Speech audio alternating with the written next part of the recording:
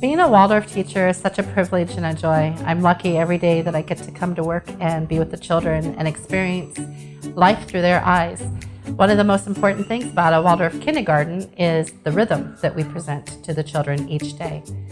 Every day we frame the classroom so that the children understand what's happening through the activities. We're doing daily activities like baking or painting or coloring. And we also do it by monthly rhythms that are happening. And every day when the children arrive, they are welcomed with free play in the classroom. And the free play that we offer is open-ended play. So some children will take the blocks and they will stack them and build them into a machine, or take them and make them into a house. I've seen the children get the blocks and make little houses, like a little zoo for the animals that we have in our class. The teachers are there to support the children and are usually doing some kind of handwork. One of the biggest differences in Waldorf education is that we don't interfere with the children's free play if it's not necessary. We're there to support them and give them cues on how maybe they can interact with their friends and talk to them in a kind way, or tell a friend that they don't want to play a certain way.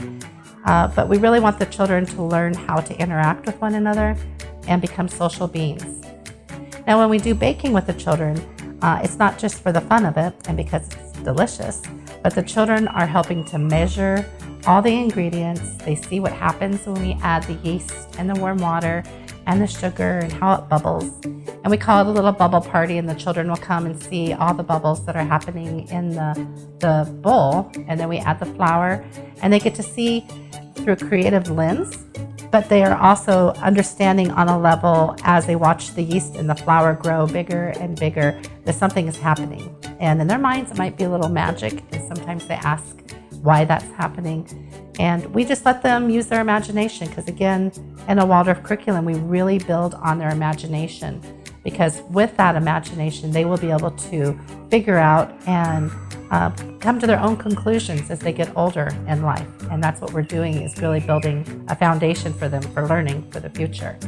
We do a lot of singing in Waldorf education. We don't want to be real harsh with the children. We let them flow from one thing to the next, and it just holds them in a cradle. And honestly, we call the rhythm that we have in our classroom the invisible teacher. You can really teach the class with the rhythm once the rhythm is established in the classroom without an assistant or a lead. If one of us is gone, we know if our rhythm is established well, that the children will be carried by the rhythm through the day. They know what's going to happen, and it's very predictable for them. And with that predictability and the stability, it creates a very secure, happy child too.